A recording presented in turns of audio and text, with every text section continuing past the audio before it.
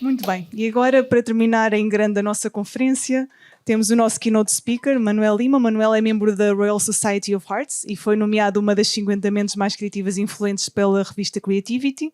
É autor de 3 best-sellers, um respeitado líder em design e mentor de startups, e é conferencista regular em eventos em todo o mundo, não tanto em português, eu sei que está mais habituado sempre a apresentar em inglês.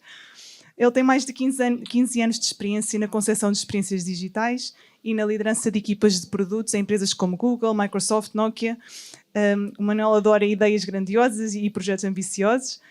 Acredita na combinação entre determinação, talento e otimismo e em cultivar equipas inteligentes e talentosas através da capacitação, autonomia, mentoring e inspiração, sem esquecer a parte da diversão e da paixão também. O Manuel hoje vem-nos falar sobre como desenvolver a ética no design e construir um mundo melhor, um tema do seu mais recente livro, lançado este ano, The New Designer. Uma forte salva de palmas para Manuel Lima.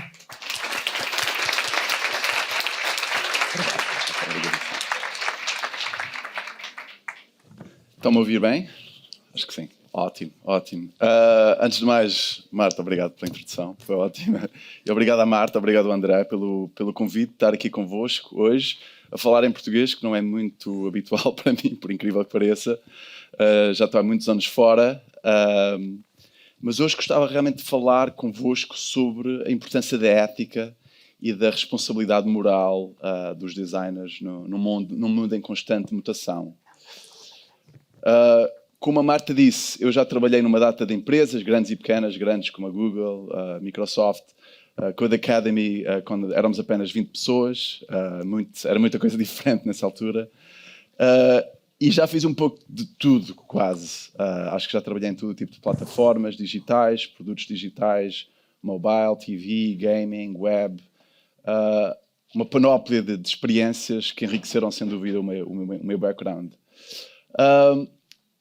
Talvez alguns de vós conheçam o meu trabalho, não apenas pelo trabalho que fiz na área de UX, de Interaction Design, mas na área de Information Design, Data Visualization.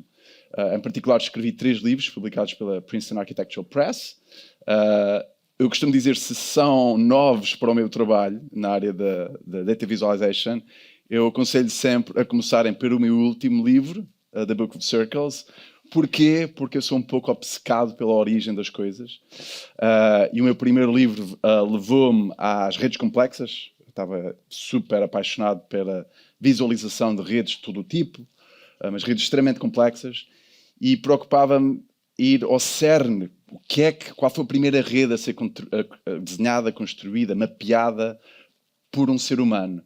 Isso levou-me ao diagrama das árvores. Fiquei completamente alucinado. Sabia que essa informação era demasiadamente boa e interessante para não fazer um livro sobre isso. Fiz um livro sobre o diagrama da árvore, acho que corre cerca de 800 anos da cultura visual humana, a mapear todo o tipo de conhecimento humano em forma de árvore. Mas queria ir ainda mais atrás e levou-me aos círculos, a forma mais ancestral de visualização de informação. Existem vários símbolos e, aliás, o meu penúltimo livro, devo corrigir, é só sobre círculos. É todo o tipo de informação pode ser mapeada de um modo circular. Centenas e centenas de mapas, diagramas, ilustrações, todo o tipo de imagens visuais que podem imaginar. E isso é um pouco o exemplo de todo o meu trabalho anterior. Ou seja, são livros extremamente pesados do ponto de vista visual, com sem número de imagens, grafismo, ilustrações e gráficos. Mas hoje gostava de falar um pouco sobre o meu último livro, que foi publicado há muito pouco tempo, e acreditem que não encontram uma única imagem no livro, o que foi um desafio pessoal enorme. Sendo designer, acho que temos sempre aquela tendência para representar algum tipo de raciocínio, algum tipo de modelo de um ponto de vista visual, algum tipo de diagrama ou mapa. E este foi um desafio que eu quis criar a mim próprio, ou seja, vou conseguir fazer um livro do início ao fim, sem uma única imagem. E assim foi. Em maio deste ano saiu The New Designer, publicado pela MIT Press. The New Designer, Rejecting Myths and Embracing Change. E é mesmo um livro que fala sobre esta tendência que nós vemos, um pouco a falha moral do design neste mundo contemporâneo. E muitos de vocês podem perguntar, estavas bem a fazer aqueles tipos de livros sobre Data Visualization, sobre Information Design, porquê abranger um tópico tão vasto e ao mesmo tempo tão difícil de encarar como designer e como uma comunidade de design? Porquê? Bem, se nós olharmos um pouco com um olhar crítico para diversas áreas do nosso planeta hoje em dia, nós vemos que o nosso planeta está pilhado de péssimas soluções de design. Por todo o lado, ok?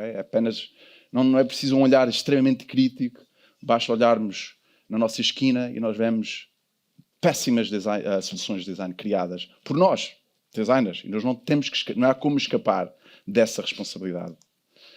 O que, no mínimo, pode ser considerado como um comportamento altamente irresponsável. Como o Bruce Mau, um amigo meu, Bruce Mau, incrível, ele inspira-me imenso no seu trabalho, e essa é uma citação que tem no meu livro, The New Designer: "We dump problems we cannot solve into places we cannot see." E este é um comportamento altamente, vai um pouco fundo, e no livro expande um pouco qual é esta psique humana, porque é que nós tentamos sempre fugir dos nossos próprios problemas, não é? E como se isso não fosse suficiente, nós não estamos a fazer mal apenas ao nosso planeta, estamos a fazer mal ao ser humano, no geral, e ainda mais preocupante, estamos a fazer mal a crianças e a adolescentes. Estamos a causar um sem número de problemas a nível de saúde mental, causando coisas como stress, ansiedade, depressão e muitas vezes até o próprio suicídio, que é extremamente preocupante. E, novamente, não há como dizer que nós não temos responsabilidade, porque muitas desta responsabilidade pesa nos nossos ombros como comunidade de design. Ou criarmos experiências altamente aditivas, ou criarmos dark patterns, que muitos de vocês devem saber o que é, e para mim o crime máximo de todos, que é explorar a mente humana para ganho monetário, okay? Para fazermos dinheiro. E como é que nós, como comunidade, nos podemos fazer um pouco uma certa introspeção e perceber um pouco como é que isto aconteceu? Como é que nós podemos explicar esta falha moral do design, da nossa comunidade? Eu vou expandir apenas 4, não tenho muito tempo para falar, o livro, claro, explora isso em grande profundidade, mas eu vou explorar 4 razões pelas quais nós podemos entender um pouco essa falha moral do design. Uma delas é o que eu chamo de desire to fit in, não é? Este desejo, este sentimento de pertença que todos nós, seres humanos, partilham. E de certeza que toda a gente já viu esta expressão, não é? É uma desculpa, muitas vezes, para algo que está a correr mal na empresa, em particular na equipa de design. Ou seja, se nós tivéssemos um lugar à mesa, se nós tivéssemos algum tipo de representatividade, tudo seria diferente. O design seria diferente, as soluções seriam completamente distintas e tudo seria melhor. Mas, infelizmente, não é assim. Novamente, voltamos um pouco ao comportamento humano. E por experiência própria, assim que um de nós, designers, um de nós desta comunidade, realmente toma a cadeira de um lugar de decisão, a dita seat at the table, não é? Nada geralmente muda. Porquê? Porque acontece um fenómeno chamado groupthink, que é a nossa tendência de pensar em conformidade, pensar em grupo e aceitar a norma, aceitar o status quo. E isto é extremamente preocupante. Porquê? Porque imediatamente, ao pensarmos desta maneira, ao cairmos nesta armadilha mental, nós afastamos-nos do problema. Nós deixamos de ver, de ouvir e de falar sobre o problema que possamos estar a causar, que é um problema extremamente grave. É o que investigadores chamam de ethical fading. Okay? Ethical fading é quando nos afastamos da nossa própria ética e responsabilidade moral com vista a alguma meta ou alguma métrica. Ethical fading. Adoro esta expressão em inglês. Um exemplo de ethical fading podemos ver no escândalo da Volkswagen, que aconteceu em 2015. Muitos de vocês provavelmente se lembram. Foi um escândalo incrível. Custou bilhões de euros em multas à Volkswagen. Foi extremamente embaraçoso para a empresa. E não foi mais do que engenheiros da própria empresa que criaram um aparelho para iludir, para ludibriar os testes de emissões. Okay? E porquê? Depois de várias investigações a este caso, veio-se a descobrir que a única razão por que eles o fizeram Porque tinham que atingir uma certa meta. Tinham que atingir uma determinada métrica. E esta métrica tornou-se mais importante que tudo, inclusive a ética e a nossa responsabilidade moral. E como diz o designer Martin Ryan, isto é outra citação que tem no livro, "Our ethics only extends as far as our line of inquiry." A nossa própria ética e responsabilidade para quando parar a nossa curiosidade, o nosso desejo de saber mais. Onde é que isto vai parar? O que é que nós estamos a contribuir? Como é que isto vai ser usado? Okay? A nossa line of inquiry. Esta é uma das razões que podem em parte, justificar esta falha moral do design. Mas existem muitas outras. Uma outra que eu acho muito interessante e que fui testemunha ao trabalhar em empresas muito grandes, principalmente na Google e na Microsoft, é quando a escala do problema é demasiadamente grande para nós percebermos o que é que realmente estamos a construir. E isso hoje em dia acontece, infelizmente, muito em grandes empresas. E eu estou a falar de quando eu trabalhava na Google Cloud, apenas a Google Cloud, nós éramos 500 designers. Só a Google Cloud. São escalas incríveis e em que o anonimato gera todo o tipo de irresponsabilidade. Too big to notice. O que é que muitas vezes acontece? Quando nós estamos focados num problema a uma escala extremamente pequena, nós deixamos de ver um pouco the big picture. Nós deixamos de ver um pouco o problema no seu todo. Okay? Estamos apenas preocupados, e nós falamos hoje em Design Systems, vou falar um pouco mais sobre Design Systems, mas quando nós estamos realmente focados num problema bastante pequeno, bastante minúsculo aparentemente, nós perdemos a percepção de como é que o todo será usado. Não é? Isto é extremamente problemático. Porquê? Porque muitas vezes essa big picture, o resultado final, pode ser extremamente seguro e benéfico, algo até quase banal, mas pode ser também extremamente preocupante, mau, quase assustador, não é? E isso acontece muitas vezes. E como diz Jared Fuller tão bem nesta citação, "We are all part of the assembly line, working on increasingly smaller parts of increasingly bigger projects." E muitas vezes eu próprio geria designers nessas grandes empresas e era exatamente assim que eles se sentiam. Eles sentiam-se parte de uma assembly line, de production line, não é? De um sem parar de produção em série de design. E estas eram muitas vezes o resultado desta produção, não é? Quando nós começamos a falar nesta escala infimamente pequena, não é? Dos ditos design systems, dos pequenos botões, do pequeno form, da pequena fonte, etc. Nós trabalhamos a uma escala extremamente pequena, a uma escala minúscula. E esta escala impede-nos de ver o que está para além daquela lente, não é? E nós tornamos quase uma production echo chamber, ok? Que nós deixamos de ouvir, de ver tudo o que está à nossa volta.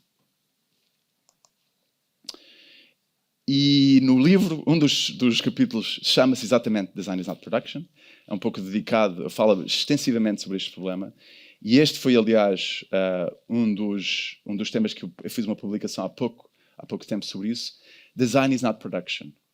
Eu acredito verdadeiramente que o design não é apenas produção, produzir coisas em série. Não é o nosso trabalho. O nosso trabalho é pensar, é um modo estratégico de pensar na mudança e na inovação. É um olhar crítico sobre as coisas e é questionar as coisas. Nós temos que questionar continuamente. Hoje alguém falava dos 4 whys, né, do 4 whys, dos 4 porquês. É o nosso trabalho continuamente perguntar. É este o trabalho dos designers, não apenas uma linha de produção em série. Como é que nós podemos escapar essa falha moral? Okay? Como é que nós podemos pensar no modo mais lato sobre aquilo que estamos a criar? Na escala global de como é que o nosso produto será usado. Eu adoro esta citação do Finnish designer, o designer finlandês Eero Saarinen, que diz que "Always design a thing by considering it in its larger environment. Context. A chair in a room in a house in an environment in a city pub." Esta é fundamental. Ainda que mesmo que vocês estejam a criar aplicações para um telemóvel, para um mobile, vocês não estão apenas a criar um íconezinho bonito no ecrã. Não é isso. Vocês estão a criar... Hoje em dia, muitos de nós mais tempo com o nosso telemóvel do que passamos com familiares próximos e amigos, não é? O que vocês estão, no fundo, a criar é um companheiro. E que tipo de companheiro é que vocês querem criar? Um companheiro que é altamente abusivo, aditivo, ou um companheiro que, no fundo, vos força a ser a melhor versão de vós próprios, não é? Que vos incentiva, que vos faz melhorar, que vos faz repensar, que vos faz querer ser mais, não é? É assim que vocês têm que pensar. E esta situação é extremamente importante. E aplica-se a qualquer tipo de produto, digital, físico, de qualquer escala, ok? Pensem sempre na escala acima daquela que vocês estão a desenhar. Terceira razão que pode um pouco explicar essa falha moral do design. No fundo, trata-se de ver o ser humano apenas como um data point num ecrã. E isso é extremamente preocupante, ainda para mais, como eu sou ligado à área de Information Design, a Data Visualization, ainda se torna mais preocupante e vocês vão perceber um pouco porquê.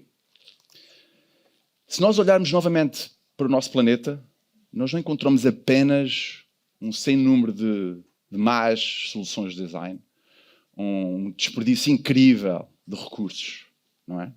Nós vemos mais. Nós, infelizmente, vemos enorme, em muitos casos, de tragédia humana, de dor, de sofrimento. Basta ligar as notícias, muitas vezes eu nem ligo as notícias para escapar um pouco essa máquina constante de sofrimento humano, não é? Isto são apenas algumas. Já está desatualizado porque já a crise é em Israel, não é? Infelizmente. E o que é que nós, como comunidade, em particular, design de comunicação, design de informação, data visualization, o que é que nós, como comunidade, fazemos perante todo esse sofrimento humano? Nós criamos gráficos. Gráficos acima de gráficos, acima de gráficos. Todo o tipo de ilustrações, de charts que vocês possam imaginar para fazer sentido desta desgraça humana. Okay?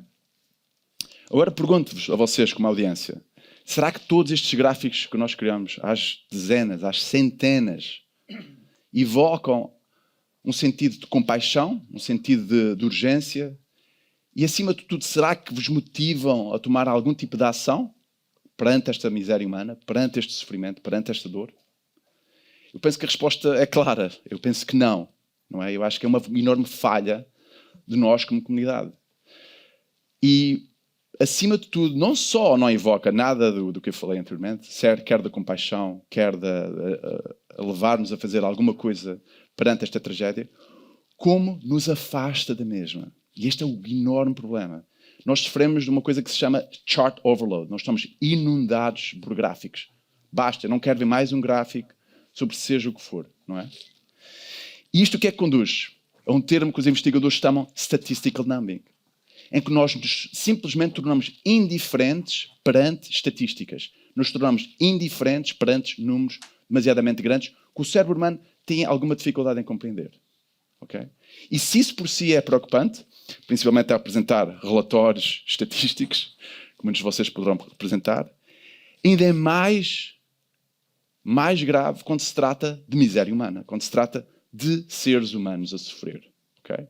Eu nunca pensei em toda a minha vida, já fiz dezenas e dezenas de apresentações, nunca pensei em incluir uma citação de Stalin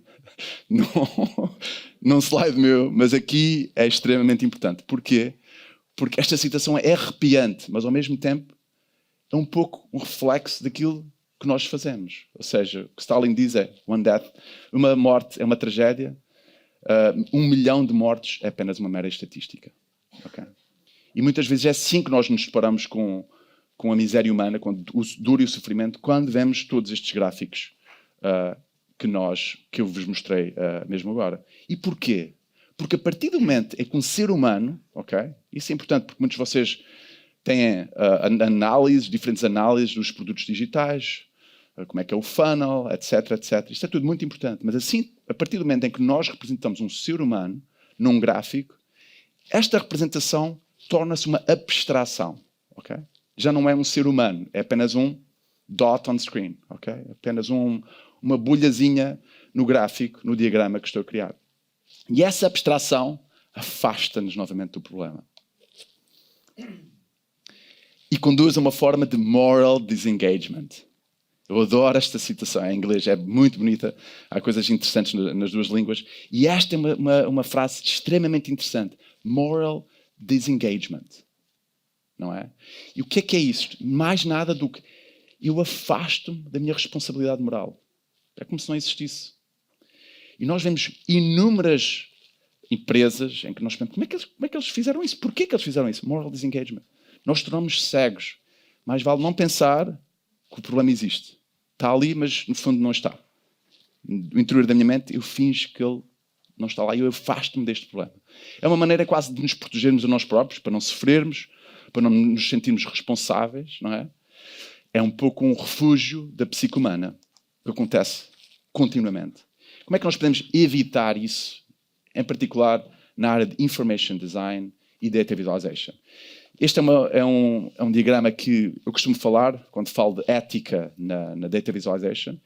E como é expectável, existem várias fases em que a ética é fundamental na representação da informação. Okay? Desde a partir do momento em que vocês escolhem os dados, já estão a tomar decisões que têm que ser investigadas, ou seja, têm que perceber um pouco de onde é que vêm esses dados, qual é a origem dos dados, qual é a origem verdadeiramente desses dados, porque muitas vezes os dados passam de mão em mão. Quem é que criou esses dados? Com que objetivo? Okay? Existe uma certa transparência na própria coleção desses dados. Depois entra o passo mais interessante, a meu ver, que é a transformação dos dados. E aí, como é um passo, muitas vezes invisível, para o utilizador final, é um passo em que muita coisa má pode acontecer. Okay? E aí é extremamente importante que vocês tenham um grande grau de transparência a explicar como é que estes dados foram tratados, como é que foram analisados, okay? E todo o processo que tem que ser completamente transparente. E claro, visualizing data é fundamental, a parte da representação visual desses próprios dados. Integridade é fundamental aqui, não é? Para que vocês não possam iludir o utilizador final. E há inúmeras maneiras de iludir o utilizador final. Poderia dar vários workshops sobre essa matéria, porque é um tema extremamente interessante. Alguns de vocês que são interessados por esta temática sabem que é muito, muito, muito simples, através de um gráfico, iludir o público-alvo. Mas eu introduzo aqui um quarto elemento, que é a importância de transmitir uma certa componente emocional, de emoção e levar à ação, ok? E aí é preciso um pouco ter um respeito o respeito pela pessoa humana, o respeito pelo ser humano. E esta é uma fase da visualização de informação que raramente é respeitada, se é de todo, ok? E eu acho que é uma fase extremamente importante para que nós possamos realmente respeitar a mente humana em qualquer tipo de produto digital e qualquer tipo de comunicação, de gráfico que possamos realizar. E entro aqui na última e na quarta razão que pode um pouco explicar novamente esta falha moral do design. A que eu chamo landings not launches. Okay? A importância não é só de lançar alguma coisa, mas de ver se ela aterra. O que é que eu quero dizer por isso? Existe uma coisa que se chama Goodhart's Law, super interessante, que diz que quando uma métrica se torna uma meta, deixa de ser uma boa métrica. E isto chama-se Goodhart's Law. É aplicado em enormes quantidade de negócios e de empresas. Porquê? Sempre que vocês virem algo como sales, adoption, conversion, feature parity, profitability, associado a algo como raise, a promoção, o bónus, o upgrade, tenham sempre muito cuidado. Muito, muito cuidado. Foi exatamente aquele problema que nós vimos com o escândalo da Volkswagen. E que acontece continuamente em empresas grandes e pequenas. Imaginem o cenário de que os médicos eram apenas avaliados consoante o número de casos positivos, okay? O número de casos que eles resolveram bem. Imaginem esse cenário. Não é muito difícil de imaginar, porque existem em muitas outras profissões. Chega alguém, o enfermeiro, a enfermeira, diz: doutor, doutora, eu tenho aqui um caso extremamente grave. Ou ele ou ela diz: Não. Not my problem. I'm going to take the easy ones. Vou apenas pegar nos mais fáceis, não é? E isso parece quase anedota, mas não é.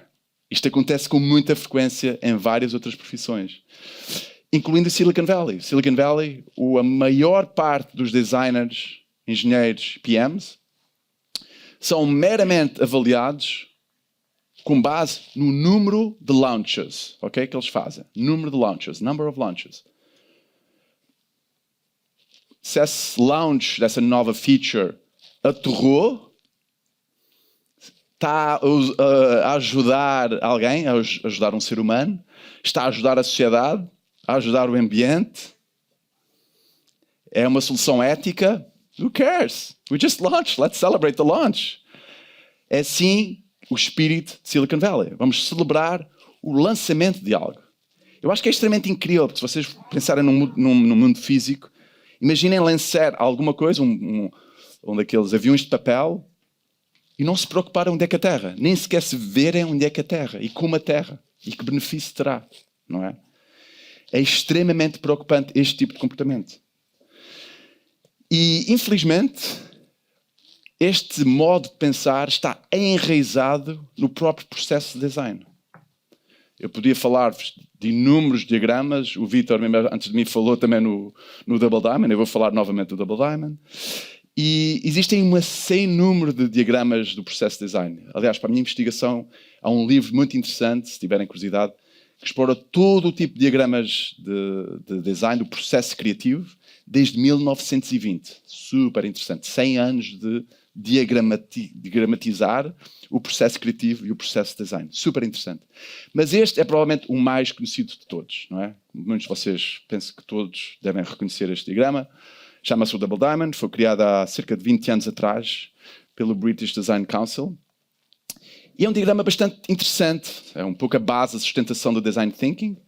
E é um diagrama interessante, do ponto de vista em que divide o problem space, onde entra muita área de investigação, de research, e a solution, não é? Design the thing right. Design the right thing, design the thing right. Perfeito. Também conhecido como os 4Ds, 4Ds, os 4Ds, porque é tudo discover, define, develop, deliver. Mas, contudo, o que eu descobri nessa investigação desde 1920 é que estes cerca de 90 diagramas, todos sem exclusão, onde é que acaba o processo de design? Sempre. Deliver. Deliver é sempre a última fase. Ok? Nós entregamos o nosso projeto. Agora lavamos as mãos e saltamos para o próximo projeto. E ao fazer esse comportamento, né, nós afastamos completamente, inteiramente da nossa responsabilidade. Não sei qual é o outro projeto, mas está na hora de começar um novo. Nós já entregamos ao cliente, já entregamos ao utilizador final. Feito está. Por isso, desculpa aí a gap aí do texto, é um diagrama extremamente incompleto, no meu entender. E o que eu acho que falta, este diagrama original, é um terceiro diamante. The third diamond. E por acaso é curioso que eu sinto, eu penso isso tão forte, acho que é tão importante esse third diamond, este terceiro diamante deste diagrama, que eu tentei convencer a editora a que o título do meu livro fosse The Third Diamond. E eles pensaram, bem, estás a dar demasiada importância ao diagrama. Afasta. Então há sempre aquele processo de nós discutirmos com a editora qual é o título ideal para o livro. E acaba por ser o The New Designer, após algumas iterações. Mas isso para dizer que é extremamente importante este Third Diamond. E qual é o Third Diamond? Qual é o terceiro diamante aqui neste diagrama? O impacto. O impacto que nós temos como designers no mundo real. Sem perceber esse impacto, sem perceber se aquilo que nós produzimos, se aquilo que nós desenhamos com tanta atenção, com tanto carinho, com tanto afeto, realmente teve algum impacto real. E que tipo de impacto? Porque por vezes pode ser negativo e nós temos que face the consequences, não é? Temos que enfrentar essas consequências, ainda que sejam negativas. Mas temos que perceber, temos que saber. Senão é como atirar continuamente aviões de papel sem saber onde é que eles vão parar, não é? E porquê é que isso importa? Porquê é que isto é extremamente importante no mundo atual? Porque é isto que nós temos, só temos isto, ok? Overview Effect, não sei se já ouviram este termo, mas o Overview Effect é uma percepção que todos os astronautas, sem exceção, assim que sobem este mundo completamente negro e veem este blue marble, não é? Esta esfera tão indefesa, não é? Tão frágil, têm um sentimento de quase de proteção. Como se este é o único vessel, este é o único barco a navegar nesta imensidão de negro, não é? É a única coisa que nós temos.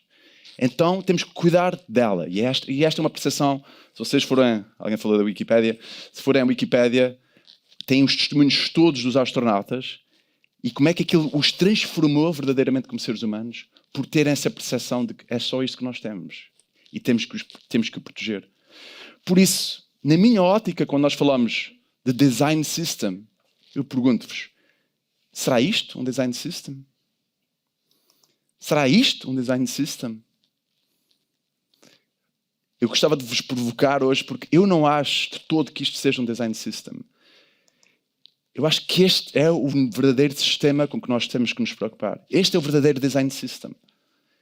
E é o único que temos. E é o maior que temos. Tal como o designer Brad Allenby falou, Earth has become a design space. Nós temos que tomar consciência de que a Terra, para o bem e para o mal, tornou-se a nossa canvas. Tornou-se o nosso espaço de intervenção, ok? Como designers. E porquê? Porquê é que nós precisamos de todos vocês, toda a comunidade, que altere um pouco este modo de pensar e veja a Terra como um design system, como o verdadeiro design system? Porque o planeta está cheio de problemas imensamente complexos, altamente interligados e altamente interdependentes.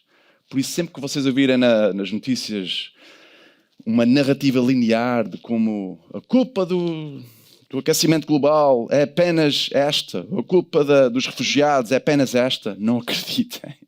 Estes são problemas altamente interligados e altamente interdependentes. Não existe nunca apenas uma causa, uma só fonte para determinado problema. Eu vou-vos dar um exemplo que este é particular, porque se trata de um exemplo do bacalhau. E não há mais audiência melhor para falar do bacalhau. Quando eu falo disso no estrangeiro, tipo codfish, as pessoas, ok, codfish. Mas aqui bacalhau, é o bacalhau, há aquele orgulho do bacalhau e faz parte da nossa cultura. E é um diagrama muito interessante, que é o diagrama que está à direita, que curiosamente foi o diagrama que eu incluí no meu primeiro livro, The Visual Complexity. E a história por trás desse diagrama é ainda mais interessante e prova um pouco da nossa necessidade de olharmos para o planeta Terra como um verdadeiro sistema altamente complexo que é. Ou seja, há cerca de 20 anos atrás, o governo canadiano decidiu, devido em parte à diminuição da população do bacalhau, o bacalhau, basicamente, o volume de bacalhau diminuiu drasticamente. Claro que o principal culpado não éramos nós, os seres humanos, não é? Quem era o principal culpado da diminuição do volume do bacalhau? A foca, o principal predador do bacalhau. Não o ser humano que o pesca em excesso, não, a foca. E vocês podem ler essa informação online, é super interessante. Durante vários anos, milhares e milhares e milhares de focas foram exterminadas para que o bacalhau voltasse a florescer como nos tempos antigos, não é? Até que um zoologista disse, calma, vamos ver isto com um bocadinho mais de atenção, se calhar um bocadinho mais complexo do que nós pensamos. Do que aqueles diagramas simples que nós aprendemos na escola, como é que a raposa come o coelho come a cenoura, não é? Esta linearidade simplista que nós temos sempre essa tendência. Qual é o predador? A foca. E este zoologista o que é que fez? Fez um diagrama, que é o diagrama que vem do lado direito, que representa 100 espécies que interagem com o bacalhau, com o codfish. Okay? O bacalhau acho que está... vocês não veem aqui, mas está exatamente aqui, mesmo no centro. E vem uma confluência enorme de linhas, todas as 100 espécies que interagem com o bacalhau. O que é que se vê descobrir? Claro que para além da pesca excessiva que se fazia ao bacalhau, o bacalhau ao mesmo tempo estava a desaparecer porque uma das subespécies do qual o bacalhau se alimenta estava a desaparecer por sem número de motivos completamente diferentes.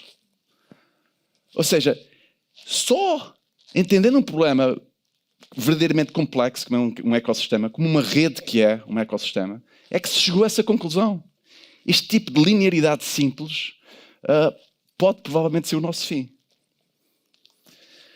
E por isso, o desafio de hoje, que deixo a todos vocês, é que o Design Thinking se torne sinónimo de Network Thinking. A importância de pensar em rede, ok? Pensar de um modo altamente interligado, interconectado e interdependente, como é o sistema que nós habitamos, que é o nosso planeta Terra. E é curioso para mim voltar novamente a redes, no meu quarto livro, porque este foi quase o meu amor inicial, as redes complexas e a visualização das redes complexas, Visual Complexity, Mapping Patterns of Information. E aqui volto novamente, é quase um full circle, voltar novamente àquele tema pelo qual me apaixonei há cerca de 12 anos atrás. E agora que estou a chegar perto do fim, a Marta ainda não me fez sinal, estou bem. Viram aqui algumas das coisas que nós devemos parar de fazer, ok? Que nós devemos evitar a todo custo. Quais? O nosso sentimento de pertença, não é? O desejo de fit in, have a seat at the table e esquecer que o problema existe. Muitas vezes nós focamos demasiado no problema de uma escala minúscula e perdemos a noção do que é que se passa, da parte verdadeiramente que estamos a criar, o todo. E é importante ter a noção do todo, sempre.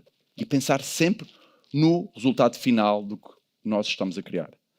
Humans as data points, como vocês viram. Esse distanciamento que existe, a partir do momento em que o ser humano, seja qualquer tipo de gráfico, se torna uma abstração. Nós afastamos-nos do problema e afastamos-nos da nossa responsabilidade moral de o enfrentar. E como falei, land is not launches, não é? A importância de saber qual é o resultado, qual é o impacto da minha solução no mundo real. Quem é que está a afetar e como está a ser afetado. É claro que não tenho tempo suficiente para falar das coisas que nós deveríamos começar a fazer, do tal New Designer, tem um capítulo no final que fala um pouco sobre aquilo que nós devemos começar a fazer como os designers do novo século, não é? Mas rapidamente são 4. Uma delas é o design da long journey. Qualquer coisa que vocês façam hoje, seja físico ou digital como designers, provavelmente vai durar bastante mais do que a existência de qualquer um de nós aqui. Okay? E nós continuamos a pensar em user-centered, que é extremamente interessante, mas o user tem uma utilização muito temporária.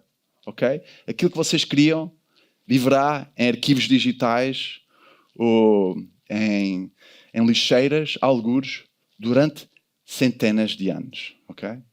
Por isso, uma abordagem Earth-Centered Design é muito mais interessante a meu ver. Estender a nossa journey, a nossa user journey, não apenas para o utilizador final, mas continuamente. O que é que acontece após a utilização desse produto? Como é que nós podemos nos responsabilizar por essa viagem muito mais prolongada? Outro tema que eu aprofundo no livro, Design the Future. Okay? Speculative Design. Não sei se muitos de vocês já se depararam com o termo. Especular cenários futuros possíveis. Quando se trata de inovação, de mudança, muitas vezes nós temos que imaginar o inimaginável, porque, guess what? O inimaginável não é assim tão estranho. Pode acontecer. Nós já tivemos vários exemplos disso. Basta olhar para o passado. Design the Invisible. Isto é uma coisa que eu creio vivamente. O design tornar-se-á cada vez mais invisível. Okay? Eu acho que os portfólios são uma coisa do passado. Eu acho que o service design que nós vemos acontecer hoje é apenas a primeira porta deste novo movimento, em que o design será cada vez menos visível. E nós, uma das primeiras talks de hoje foi falar sobre AI. Eu acho que o AI vai entrar muito na área do design visível. E eu acho isso ótimo.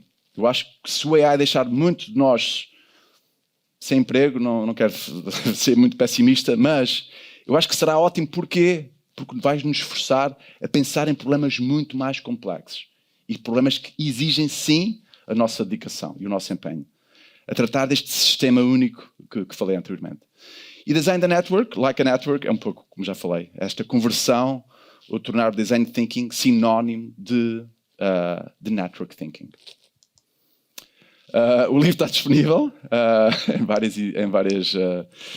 em várias bibliotecas e estabelecimentos. Eu acho que aqui em Portugal eu não sei exatamente onde é que se compra, mas acho que se encomendarem na FNAC ou na Amazon, ou agora até a Amazon de Espanha, acho que é fácil encontrar o livro. Infelizmente, nós não podemos trazer livros para vender aqui, para venda, mas se alguém tiver uma cópia, acho que pelo menos uma pessoa tem uma cópia do livro, eu terei todo o gosto em ensinar. Muito obrigado a todos e espero pelas perguntas. Obrigada. Obrigado. Pronto, já estamos mesmo perto do final. Obrigada, Manuel. Não temos muito tempo. Eu queria só fazer aqui uma pergunta que, na verdade, vou juntar um bocadinho duas, que é sobre a tua opinião sobre trazer pessoas de outras áreas para a parte do design. Por exemplo, filósofos morais ou mais pessoas das ciências sociais e humanas para trabalhar estes problemas éticos com as formas de questionar que eles naturalmente têm. Eu acho ótimo. Aliás, uma das razões que eu me apaixonei pela área da Data Visualization é que é uma área em que isso se nota claramente. É uma área que é feita de pessoas que não são designers. Ou seja, designers são apenas 10 a 20% da comunidade. E eu acho que isto enriquece de uma maneira incrível toda a comunidade, a própria disciplina, por essa diversidade de pensamento. Okay? Temos muitas vezes pessoas da área da psicologia, da própria filosofia, e acho que é uma riqueza absoluta. E nós hoje vemos em Silicon Valley, e eu tive essa experiência, como é que a filosofia voltou a ter um peso fundamental na tecnologia. Eu acho incrível, acho muito, muito, muito interessante. Mas, ao mesmo tempo, há também um certo perigo que eu devo realçar, que é o seguinte: a noção de um eticista, hoje, é usado um pouco como smokescreen numa data de empresas grandes americanas. Eu vejo isso com muita frequência e parte da investigação do meu livro caía sobre isso. Ou seja, o que eles nos dizem é que contratamos agora um eticista para se preocupar com os problemas de ética do que tu estás a fazer. Por isso, não te preocupes. Volta para a tua secretária, faz lá o código, o Figma, o que é que estejas a fazer. Não te preocupes com a responsabilidade moral ou com o dilema ético que possas estar a criar. Porque nós já temos alguém que faça isso por ti. E eu acho isso extremamente preocupante, porque eu acho que a ética pertence a cada um de nós. E esse tipo de comportamento, para mim, é de veras preocupante. Muito obrigada. Não temos mais tempo a perguntas. Obrigada, Manuel.